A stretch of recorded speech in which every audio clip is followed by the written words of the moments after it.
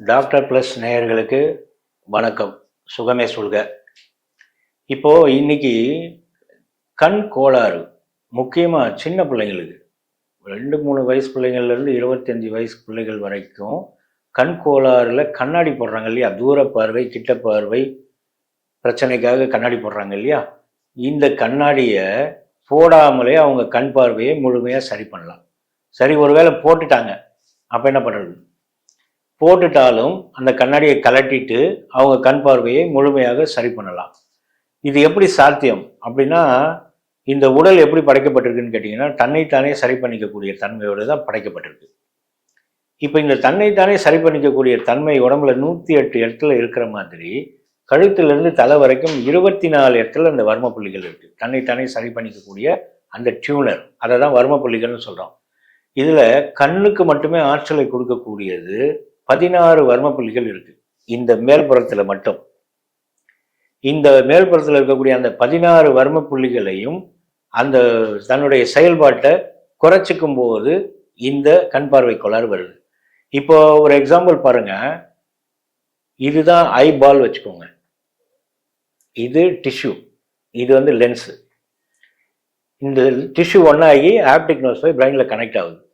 இப்போ நான் லாங்கில் இருக்கிறத பார்க்கும்போது இந்த டிஷ்யூ என்ன பண்ணுதுன்னா லென்ஸை இப்படி விரிக்குது, விரிச்சு கிளியராக காட்டுது. கிட்ட இருக்கிறத பார்க்கும்போது இந்த லென்ஸு இப்படி சுருக்கி கிளியராக காட்டுது. இதுக்கு பேர் வந்து ஆட்டோமேட்டிக் ஃபோக்கஸ்.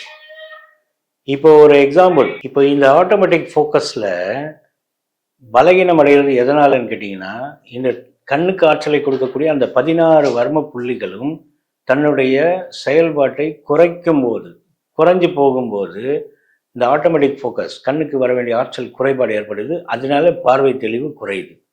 தூரத்தில் இருக்கிறத பார்க்கும்போது மங்களா தெரியுது, கிட்ட இருக்கிறத பார்க்கும்போது மங்களா தெரியுது. சில பேருக்கு இது மைனஸ் ப்ளஸ்.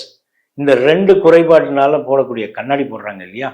இந்த கண்ணாடி போடுறவங்கள இந்த வர்ம புள்ளிகளை தூண்டுவதன் மூலமாக ஆற்றல் பிரயோகம் பண்ணி, சும்மா தூண்டுறது இல்லை.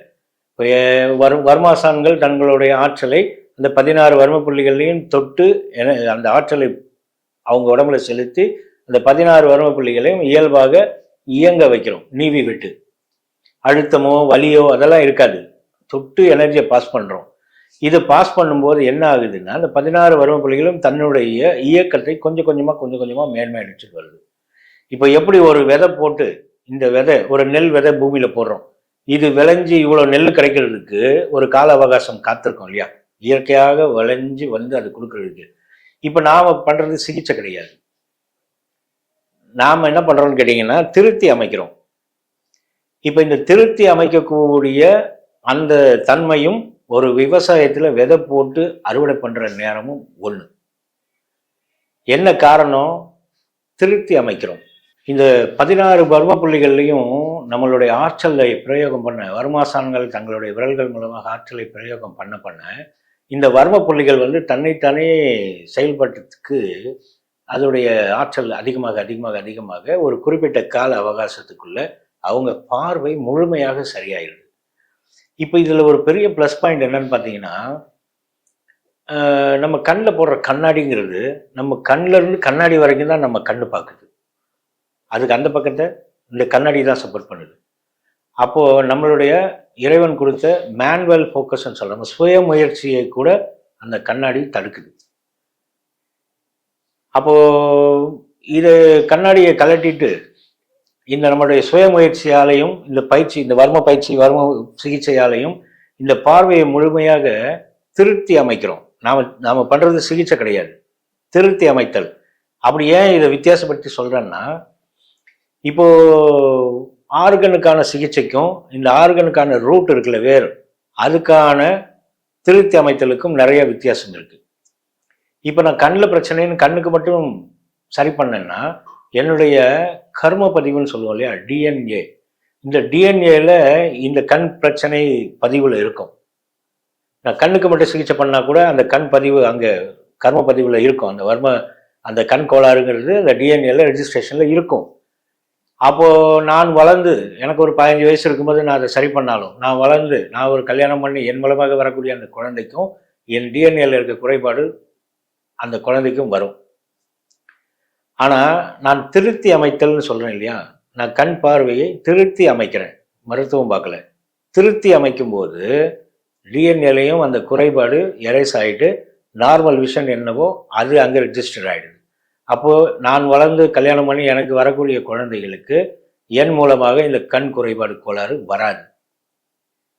அப்போது இது டிஎன்ஏவே மாற்றி அமைக்கக்கூடிய தன்மையைத்தான் நம்ம சித்தர்மார்கள் மர்ம சிகிச்சையின் மூலமாக சொல்கிறாங்க. இந்த மர்ம சிகிச்சையின் மூலமாக குணமாகக்கூடிய ஒவ்வொரு நோய்களும் அவங்க வாழ்நாளில் மீண்டும் வர்றதுக்கான வாய்ப்பு இல்லை. அதை உறுதியிட்டு சொல்லுவேன் நான். ஏன்னு கேட்டிங்கன்னா, நாங்கள் கடந்த பல வருடங்களாக இந்த இதில் இருக்கோம். என்கிட்ட சிகிச்சை எடுத்துகிட்டு போனவங்கெல்லாம் அவங்க பிள்ளைங்க பிறந்து அந்த பிள்ளைங்க கூட கண்ணாடி போடாமல் அவங்க ரெக்கமெண்ட் பண்ணி இப்பவும் எனக்கு ஆள் அனுப்பிட்டு இருக்காங்க. என்ன காரணம்னு கேட்டிங்கன்னா, அவங்களுக்குமே இந்த கோளாறு பிள்ளைங்களுக்கும் வரல. அம்மா கண்ணாடி போட்டிருந்தாங்க, அப்பா கண்ணாடி போட்டிருந்தாங்க, அப்புறம் அந்த பையனோ பொண்ணோ கண்ணாடி போட்டிருந்தாங்க. அந்த பையனோட பொண்ணோ கண்ணாடியை கழட்டி வாங்கிட்டு நான் ட்ரீட்மெண்ட் பார்க்குறேன். அதுக்கு அவங்களுக்கு கல்யாணம் ஆகி பிறகுற குழந்தைங்களுக்கு கண்ணாடி போட வேண்டிய நிலைமை வரல. இன்றைக்கி 7 வயசு 8 வயசு பசங்க ஆகிட்டாங்க, 10 வயசு கூட ஆகிட்டாங்க, ஆனால் கண்ணாடி போடல. அப்போது இது என்ன பண்ணுதுன்னு பார்த்தீங்கன்னா, நம்மளுடைய கர்ம பதிவுன்னு சொல்லுவோம், டிஎன்ஏல கூட இந்த குறைபாடு எரேஸ் ஆகிடுது. இந்த கண்ணாடியை கழட்டி கண்ணாடி இல்லாத வாழ்க்கை வாழணும். கண்ணாடி இல்லாத வாழ்க்கைன்னு ஏன் அதை உயர்த்தி பேசுகிறேன் அப்படின்னா, நம்மளுடைய ஒரு தனித்திறன் இருக்கும். இப்போ எக்ஸ்ட்ரா கரிக்குலர்னு சொல்கிறோம் இல்லையா, அந்த எக்ஸ்ட்ரா கரிக்குலரில் நம்மளால் ஒரு ஷைன் ஆக முடியல. காரணம் என்னென்னா, இந்த கண்ணாடி ஒரு இடைஞ்சலாக இருக்குது. ஒரு பையனுக்கு நல்ல நீச்சல் அடிக்க தெரியும், ஆசை, நீச்சல் அடித்து நீச்சல் வீரன் ஆகணும்னு நினைக்கிறான். ஆனால் அவனுக்கு கண்ணாடி ஒரு இடைஞ்சல். கண்ணாடியை கலட்டிட்டு அவனுக்கு பார்வை சரியாக தெரியாததுனால அவன் அந்த கலையில் ஜெயிக்க முடியல. யோகாசனம் பண்ணக்கூடிய ஒரு பொண்ணு இன்னைக்கு 10 டாக்டர் பட்டம் வாங்கியிருக்கா.